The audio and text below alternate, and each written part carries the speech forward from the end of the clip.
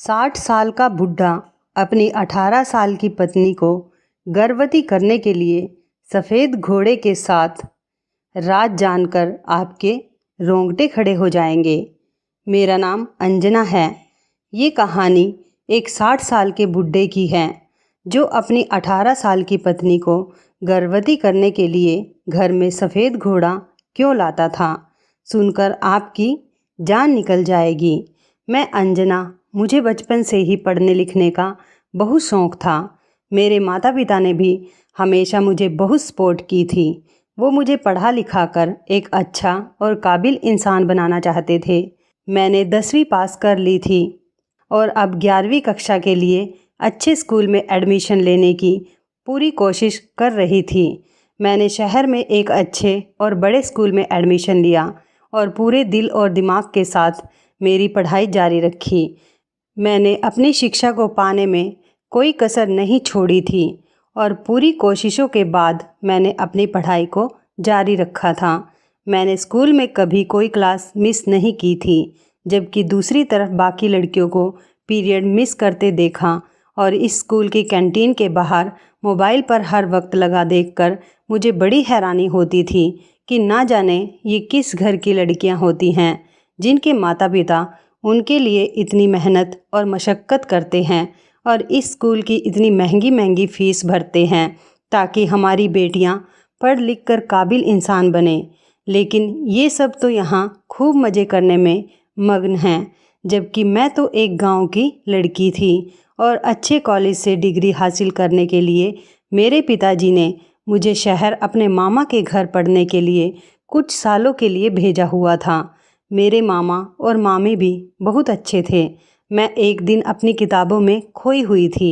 मेरे कंधे पर हाथ मारकर बिंदिया हंसकर कहने लगी, क्या यार, तुम हर वक्त किताबों में घुसी रहती हो। कभी किताबों की दुनिया से बाहर निकल कर तो देखो, दुनिया कितनी हसीन और खूबसूरत है। हाय ये जवानी की रंगीनियाँ, वो बड़े प्यारे शब्दों से मुस्कुराते हुए कहने लगी। बिंदिया मेरे मामा की इकलौती और लाडली बेटी थी, जो मेरी बहुत अच्छी सहेली और कजन भी थी। मैंने कहा, नहीं यार, तुम नहीं जानती मेरे लिए पढ़ लिख कर कुछ बनना कितना ज़रूरी है। मेरे माता पिता की मुझसे बहुत उम्मीदें जुड़ी हैं।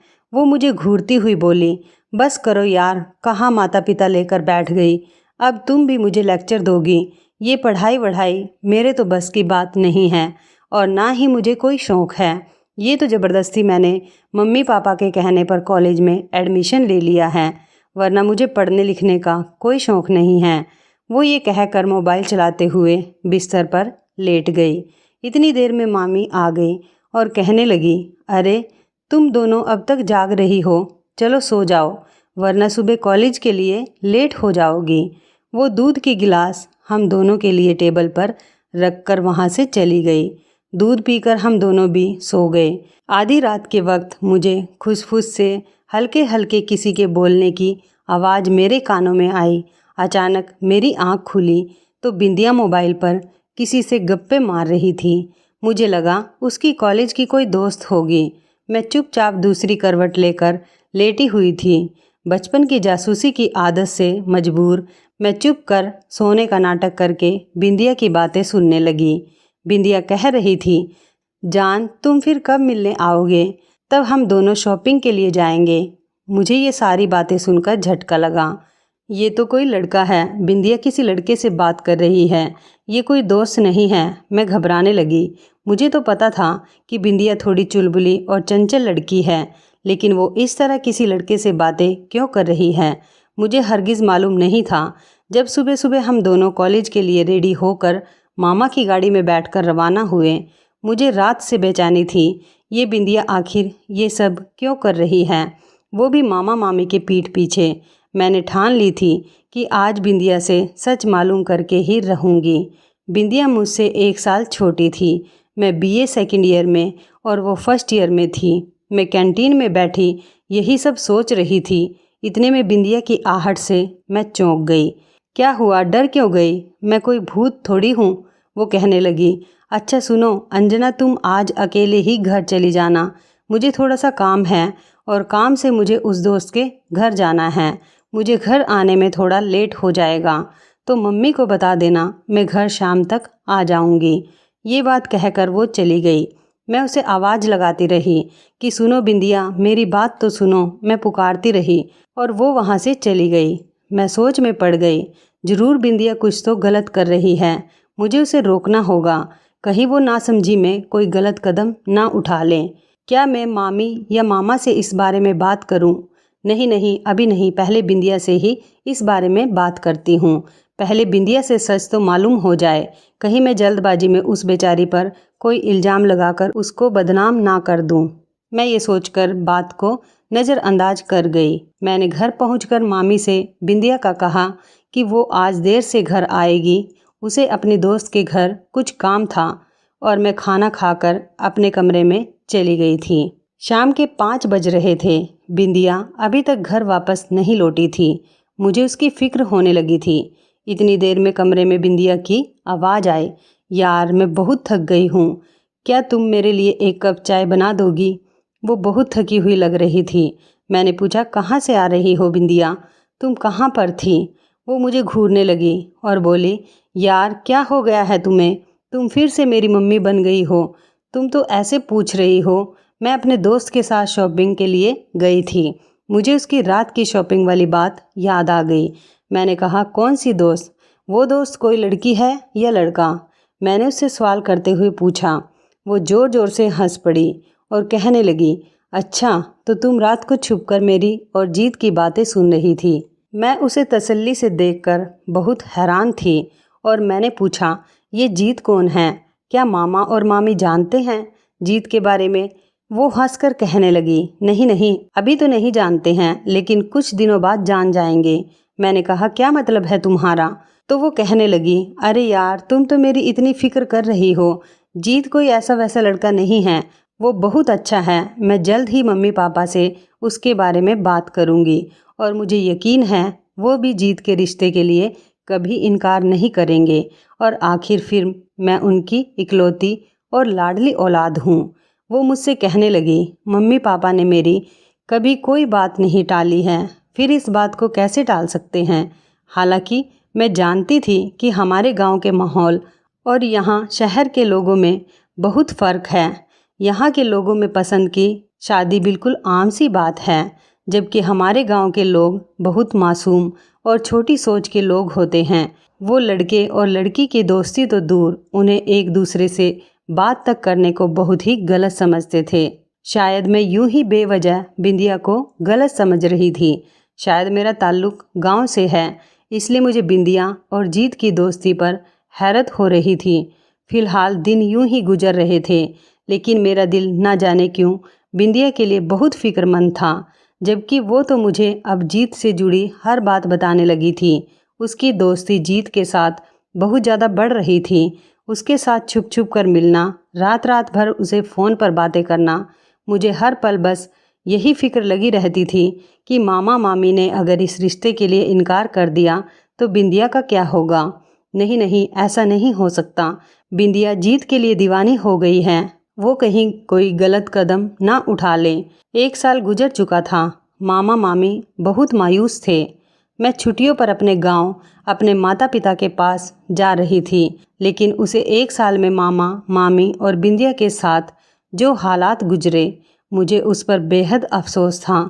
मामा मामी का लगाव बिंदिया के जाने के बाद मेरे साथ बहुत बढ़ गया था, लेकिन मैं भी मजबूर थी। कॉलेज की छुट्टियां चल रही थी और मेरी माँ की गांव में बहुत तबीयत खराब हो गई थी। मुझे जाना पड़ा। स्टेशन पर मामा मुझे सामान के साथ ट्रेन में बैठाते हुए रोने लगे। वो बहुत मायूस नज़र आ रहे थे। बिंदिया के बाद तुम ही मेरे लिए और बिंदिया की मम्मी के लिए बेटी जैसी थी, और अब तुम भी जा रही हो। चलो ठीक से जाना, मैं भी तुम्हारे साथ चलता, लेकिन तुम तो जानती हो तुम्हारी मामी एक माँ होने के नाते बिंदिया के बाद बहुत अकेली हो गई। मैं यहाँ उसे अकेला नहीं छोड़ सकता। अपनी माँ और पिताजी से मेरा नमस्ते कहना और अपना बहुत ख्याल रखना। वो चले गए। कुछ देर बाद ट्रेन चल पड़ी। मैं सारे रास्ते बिंदिया के ख्याल से गुम थी। मुझे भी काफ़ी सदमा लगा था। बिंदिया ने जो किया वो वाकई हमने कभी अपने दिमाग में भी नहीं सोचा था। मैं गांव पहुंच चुकी थी। मैं अपने घर लौटकर बहुत खुश थी। मेरे माता पिता मुझे देखकर बहुत खुश हुए। मेरी माँ की तबीयत तो समझो मेरे आने से ही बिल्कुल ठीक हो चुकी थी। माँ को भी बिंदिया के बारे में जानकर बहुत अफसोस हुआ। मुझे आराम की सख्त ज़रूरत थी। मैं अपने कमरे में आराम के लिए लेट गई। मैं अब तक बिंदिया के सदमे से बाहर नहीं आई थी। मुझे नहीं मालूम था गांव आकर मेरे सर पर बहुत ही जल्द आसमान टूट पड़ेगा। यहाँ तो शहर से भी बहुत ही अलग माहौल था। औरतों का पर्दों में रहना, औरतों पर जुल्म सितम और नीची जाति ऊंची जात, ये सब बहुत रिवायती और मामूली समझा जाता था। मैं काफ़ी थकी हुई थी। मैं उठकर नाश्ता करने के लिए माँ के पास जा रही थी। माँ को सवेरे ही उठने की आदत थी। आंगन में मेरी मासी सविता, जो हमारे पड़ोस में ही रहा करती थी, वो माँ से कुछ ऐसा कह रही थी कि हमारे गांव का सरपंच, वो 60 साल का खड़ूस बुढ़ा, अपनी बेटी की उम्र की लड़की से शादी करके किसी लड़की को अपने घर पर ले आया है। वही आदत से मजबूर मैं जासूसी के लिए कान लगाए उनकी बातें सुनने लगी। वो माँ से कह रही थी कि सुना था वो बुढ़ा बांझ है, इसलिए अब तक उसने शादी नहीं की, लेकिन सुना है उसकी बीवी तो अब गर्भवती भी है। इतनी देर में मेरी माँ ने मुझे आवाज़ लगाई कि अंजना, देखो कौन आया है, यहाँ आओ, सविता मासी आई हैं तुमसे मिलने के लिए। मैं फ़ौरन भागकर चली आई। सविता मासी मुझे देखकर कहने लगी, मेरी बच्ची कितनी बड़ी हो गई है और प्यारी भी। वो मेरे सर पर प्यार करते हुए बोली, और सुनाओ बेटी, शहर में सब ठीक है मामा मामी? मैंने कहा, जी सब लोग ठीक हैं मासी, और आप सुनाइए, आपकी तबीयत ठीक है? वो कहने लगी, हाँ बेटा, हमारा तो बुढ़ापा है, तबीयत का तो ऐसा ही रहता है। अभी मैं ठीक हूँ, अभी मैं ख़राब। उनके जाने के बाद मैं नाश्ता करते हुए माँ से पूछने लगी, माँ, वो मासी क्या कह रही थी उस बुढ़े सरपंच के बारे में? वो बांझ है, उसने शादी कर ली, उसकी बीवी गर्भवती, ये सब क्या चल रहा है? माँ ने मुझे डांटा और कहने लगी, तुम आते ही जासूसी करने में लग गई। खबरदार, अगर तुमने कुछ किया, इस मामले से दूर ही रहो। कुछ दिन के लिए आई हो, अपने काम से काम रखो। लेकिन मुझे उसकी बात कुछ समझ नहीं आ रही थी। फिलहाल मुझे खेत देखे हुए काफ़ी दिन हो गए थे। मैं खेतों की सैर के लिए चादर लपेटकर घर से निकली। मुझे बहुत वक्त के बाद खेतों की सैर करना बहुत अच्छा लग रहा था। हर तरफ हरियाली ही हरियाली थी।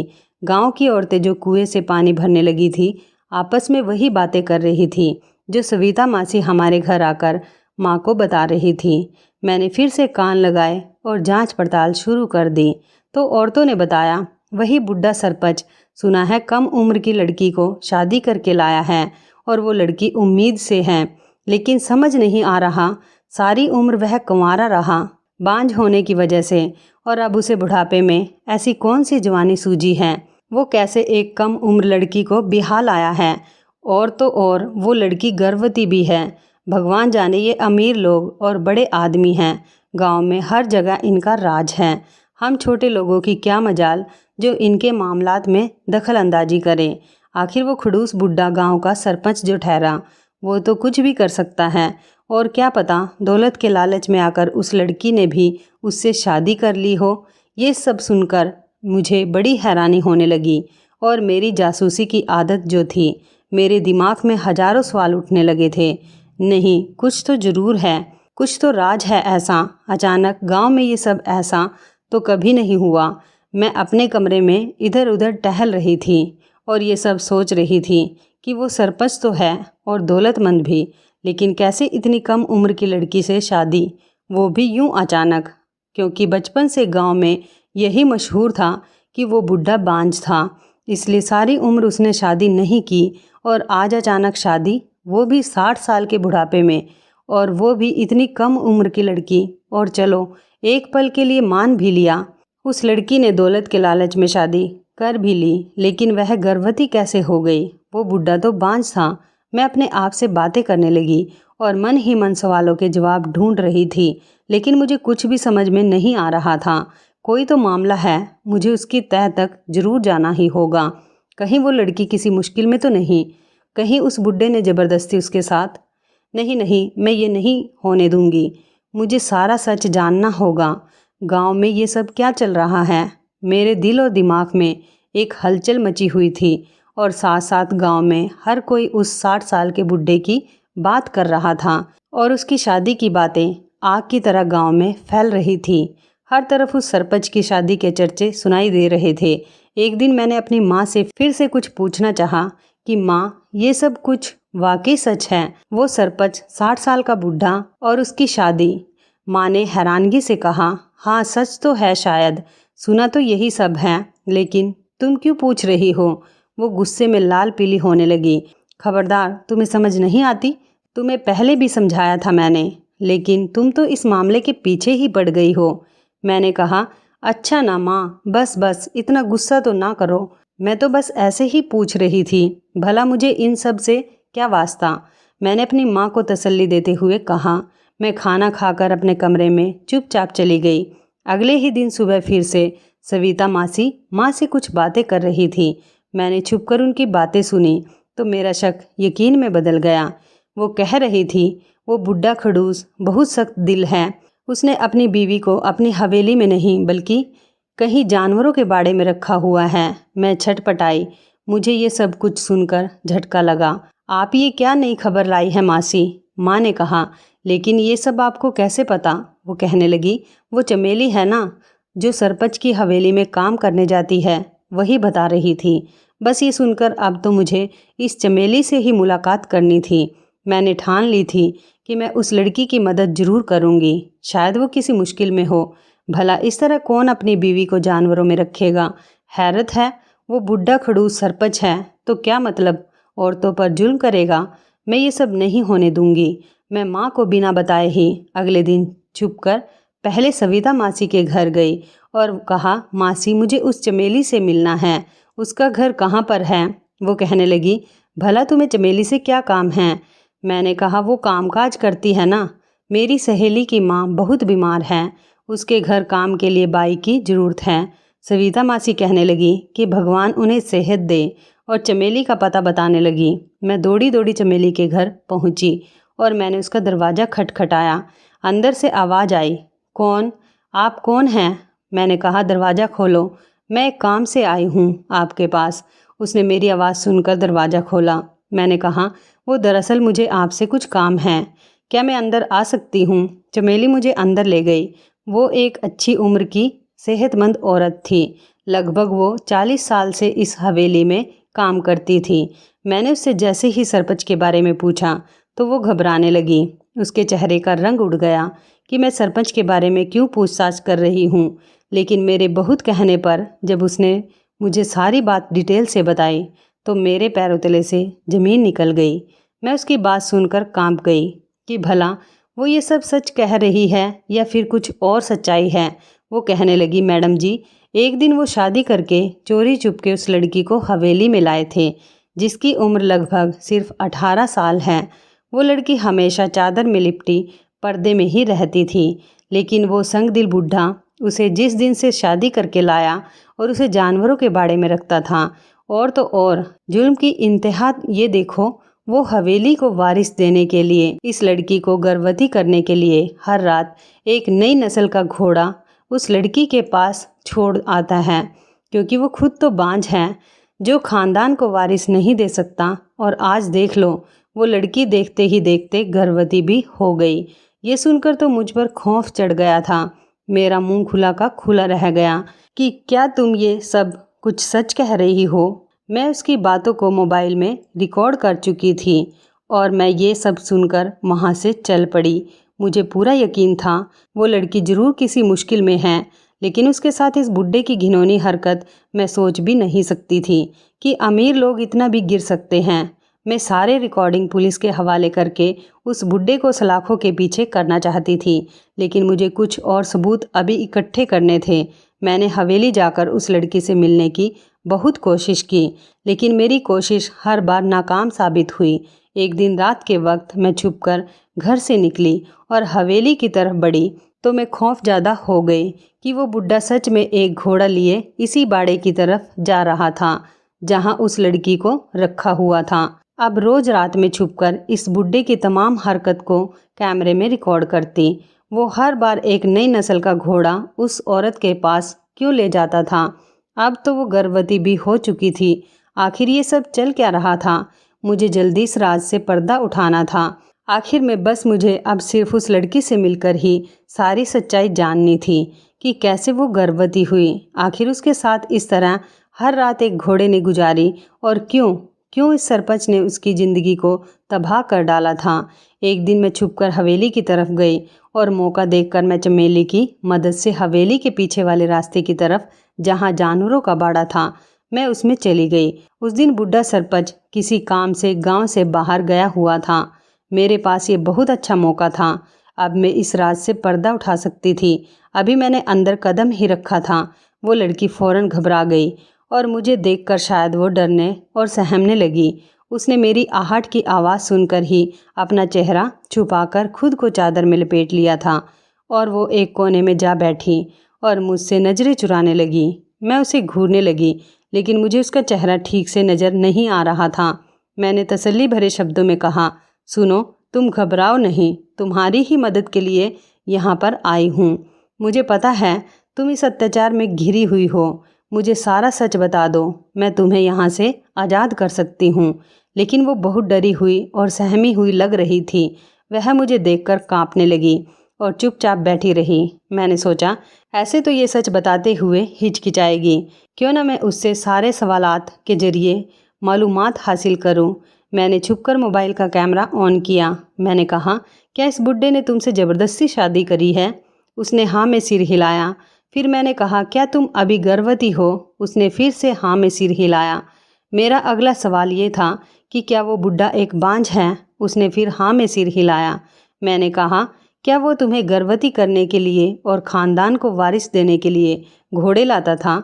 इस बारे में उसने कोई जवाब नहीं दिया। मैंने फिर से वही सवाल किया। वो फिर खामोश रही।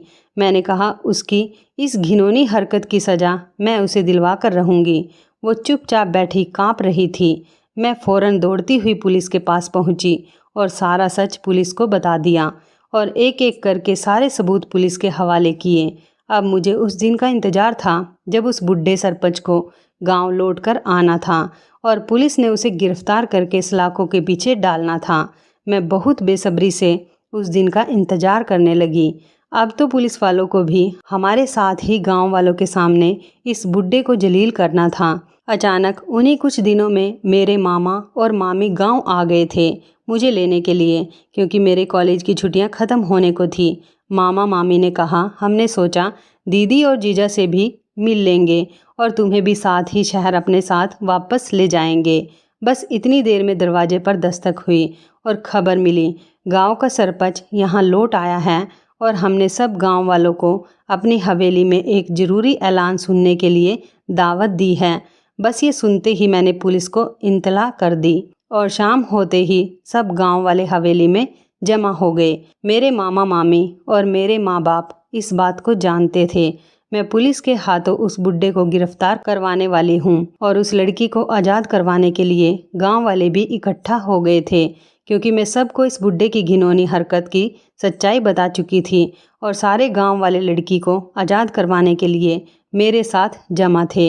इतनी देर में सरपंच कोई ज़रूरी ऐलान करता वहाँ पुलिस पहुँच गई और उस बुड्ढे को हथकड़ी लगाते हुए वहाँ से ले जा रही थी। इतनी देर में चादर में छुपी वो लड़की वहाँ पहुँच गई जो बुड्ढे की पत्नी थी। उसने सख्त शब्दों में कहा, रुको। मैं उस लड़की की जानी पहचानी आवाज़ सुनकर दंग रह गई। जैसे ही मैंने मुड़कर देखा, मेरे सिर पर आसमान टूट पड़ा। मेरी आंखें फटी की फटी रह गई। वो लड़की कोई और नहीं बल्कि हमारी बिंदिया थी। बिंदिया को वहाँ अचानक इतने दिनों बाद देखकर हम सब पर कयामत ही टूट पड़ी कि ये यहाँ क्या कर रही है और वो लड़की कहाँ गायब हो गई जो बुड्ढे की पत्नी थी। मुझे तो कुछ समझ नहीं आ रहा था। मैं बहुत घबरा गई थी। वहाँ क्या चल रहा था? अचानक बिंदिया और उस लड़की का गायब हो जाना। फिलहाल मैंने पुलिस से कंप्लेंट वापस ली और बुड्ढे को छुड़वा दिया। बिंदिया का कहना था कि वो खुद गांव वालों को सारी सच्चाई बताएगी। मामा और मामी तो हैरत में आ गए थे बिंदिया को इस हालत में देखकर, लेकिन इतने सालों बाद बिंदिया को देखकर वो बहुत खुश हुए थे। मामी तो बिंदिया को प्यार से चूमने लगी। मेरी बच्ची, तू कहाँ थी? मेरी नज़र जब बिंदिया के पेट पर गई तो मैं घबराने लगी कि कहीं बिंदिया की इस हालत का जिम्मेदार वो बुढ़ा तो नहीं या फिर मेरे दिमाग में लाखों सवाल पैदा हो रहे थे। बिंदिया अपने माता पिता से मिलकर बहुत खुश हुई और हाथ जोड़कर माफ़ी मांगने लगी कि मुझे माफ़ कर दीजिए, मैंने बहुत बड़ी गलती की। मैंने जीत की बातों में आकर घर से भागकर जीत से शादी कर ली थी। मेरे दिमाग में आया, मैंने एकदम कहा, कहीं वो जीत ये सरपंच तो नहीं। वो कहने लगी, नहीं नहीं, वो एक धोखेबाज लड़का था, उसने मुझे धोखा दिया और इस तरह मैं जब गर्भवती हुई तो इस बच्चे को उसने अपनाना नहीं चाहा। वह मुझे धोखा देकर चला गया था और मैं इस हाल में बुरी तरह फंस चुकी थी। मुझे इस गांव में जीत ही लाया था। मैं यहाँ आने से पहले नहीं जानती थी कि ये गांव मेरी बुआ का गांव है। जब मैं यहाँ आई तो खुद को छुपा कर रखने लगी। कुछ दिनों बाद जब मैं गर्भवती हुई तो जीत मुझे यहाँ अकेले तन्हा बेसहारा छोड़कर चला गया। मैं बहुत अकेली पड़ गई थी, लेकिन उस वक्त मेरी मदद इन्होंने की। उसने सरपंच की तरफ उंगली उठाकर इशारा किया। ये वो नेक आदमी हैं जिन्होंने मेरी मदद की और मुझे यहाँ जमाने से छुपाकर इस हालत में सबकी नज़रों से दूर रखा। और ये सब मेरे ही कहने पर, क्योंकि मैं जमाने के सामने नहीं आना चाहती थी, क्योंकि ये दुनिया घर से भागी हुई लड़की को किस नज़र से देखती है ये हम सब अच्छी तरह से जानते हैं। और तो और मैं गर्भवती भी थी। मुझे जमाने वाले जीते जी मार देते। वो मेरी और जीत की शादी पर यकीन नहीं करते, क्योंकि जब इस बच्चे को उसके सगे बाप जीत ने अपनाने से इनकार कर दिया तो ये जमाने वाले इस बच्चे को कैसे अपनाते। और वो घोड़े वाली बात मैंने एकदम सवाल किया तो बिंदिया हंस पड़ी और कहने लगी, मैंने कहा ना कि जमाना एक मुंह 10 बातें। बस जैसी मेरी इस हवेली में आने की भनक लगी, दुनिया वालों ने उसे अफवाह ही बना दिया। ये सरपंच की शादी, कम उम्र की लड़की और घोड़े के साथ रात, ये वो वगैरह वगैरह बहुत ही घिनौनी बातें सुनने को मिली। जबकि उस आदमी ने मेरे सर पर बाप बनकर हाथ रखा था और मुझे यहाँ हवेली में छुपा कर रखा। और वो घोड़े उनके अपने हैं जिसे वो हर रोज़ खरीद कर अपना शौक़ पूरा करने के लिए यहाँ पर लाते हैं। उनका शौक़ है घोड़ों को पालना और उनकी देखभाल करना। मैंने कहा, लेकिन बिंदिया तुम उस दिन क्यों चुप रही? जब मैं छुपकर तुम्हारे पास मिलने आई थी तब भी तुमने मुझे ये सब कुछ नहीं बताया। बिंदिया ने कहा, क्योंकि मेरी गलती थी, इसलिए मैं तुम्हें देखकर बहुत डर गई थी। तुम्हें यहाँ देखकर मुझे कुछ समझ नहीं आया और मैंने हर बात का हाँ हाँ में जवाब दिया। मैंने सबसे माफ़ी मांगी क्योंकि किसी को नहीं पता था कि मैं यहाँ पर सब कुछ रिकॉर्डिंग कर रही हूँ। मैं अपनी हरकत पर बहुत शर्मिंदा थी। मैंने गांव के सरपंच से हाथ जोड़कर माफ़ी मांगी। वो कहने लगे, कोई बात नहीं, तुम्हारी जगह कोई भी होता तो वो भी यही करता। हाँ, ये सच है, मैं एक बांझ आदमी हूँ और सारी ज़िंदगी मैंने शादी नहीं की, लेकिन अगर मेरी अपनी औलाद नहीं तो क्या हुआ? इस बच्ची बिंदिया को देखकर मुझे अपनी सगी औलाद जैसा एहसास महसूस हुआ और मैंने उसके सिर पर बाप बनकर हाथ रखा और उसे अपनी हवेली में सबसे महफूज जगह बाड़े में रखा, जहाँ कोई भी आता जाता नहीं था। पर ना जाने कैसे उस चमेली को इस लड़की के बारे में पता चल गया और उसने तरह तरह की बातें गांव में घर घर जाकर आग की तरह फैला दी थी, जबकि सच्चाई उससे बिल्कुल अलग थी। सच कुछ और ही था। अब गांव वालों के दिल भी सरपंच जी के लिए बिल्कुल साफ हो चुके थे। वो सब जान गए थे कि हर इंसान जो दिखाई देता है ज़रूरी नहीं वो हर बार गलत हो। कभी कभी बाहर से सख्त दिल रखने वाले लोग अंदर से उतने ही नरम दिल होते हैं। हम लोग बिंदिया को लेकर घर आ चुके थे। हम लोगों ने बिंदिया को माफ़ कर दिया था। वो अपनी गलती पर बहुत शर्मिंदा थी और मुझसे कहने लगी, अंजना, तुम हमेशा मुझे समझाती थी, लेकिन मैं गलत रास्ते पर चल पड़ी थी और अपनी गलती की सज़ा इसी तरह भुगत चुकी हूँ। मेरी और हिम्मत नहीं है। बस ये बच्चा दुनिया में आ जाए तो मैं इसको एक अच्छी परवरिश दूंगी और उसे तुम्हारी तरह एक अच्छा और नेक इंसान बनाऊंगी। कुछ महीने बाद बिंदिया ने एक नन्ही सी बेटी को जन्म दिया और तो और उसका नाम अंजना रखा। हम सब बहुत खुश थे। बिंदिया ने कभी दूसरी शादी नहीं की और अपनी आगे की ज़िंदगी उस बच्चे की अच्छी परवरिश में गुजार दी। मैं भी डिग्री हासिल करके अच्छी शिक्षा पूरी करके ऑस्ट्रेलिया चली गई। मुझे देखकर मेरे माता पिता भी बहुत खुश थे। अब मैंने भी खूब मेहनत मशक्क़त की और अच्छी जॉब करते हुए गांव से शहर आकर शिफ्ट हो गए थे।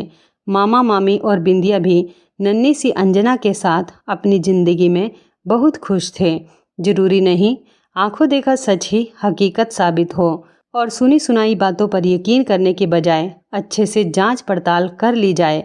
और कभी कभी बाहर से सख्त मिजाज लोग भी अंदर से नरम दिल होते हैं। बिंदिया ने जो गलती की थी उस पर तो उसे बहुत ही पछतावा था, लेकिन उसकी बेटी का उसकी ज़िंदगी में आ जाने से बिंदिया को जीने की एक नई उमंग मिल गई थी। तो इस कहानी के बारे में आपकी क्या राय है, कमेंट करके ज़रूर बताइएगा। दोस्तों, आपको हमारी ये मज़ेदार कहानी कैसी लगी, आप हमें कमेंट बॉक्स में ज़रूर बताएं। यदि आपके पास भी ऐसी कोई प्यारी सी कहानी है या फिर ऐसी कोई और कहानी जिससे कुछ शिक्षा मिले, तो आप हमारे साथ उसको ज़रूर शेयर करें। दोस्तों, यदि आपको हमारी ये वीडियो अच्छी लगे तो आप हमारी इस वीडियो को लाइक शेयर ज़रूर करें, और ऐसी ही दिल को छू लेने वाली प्रेरणादायक कहानियाँ सुनने के लिए हमारे चैनल को भी सब्सक्राइब करें। यदि आप हमें फेसबुक पर देख रहे हैं तो आप हमारे फेसबुक पेज को लाइक और फॉलो ज़रूर करें। तो दोस्तों, फिर मिलते हैं ऐसी ही ज़बरदस्त कहानी या टिप्स के साथ नई वीडियो में। तब तक के लिए धन्यवाद। आप सभी अपना ख्याल रखना। आपका दिन शुभ व मंगलमय हो।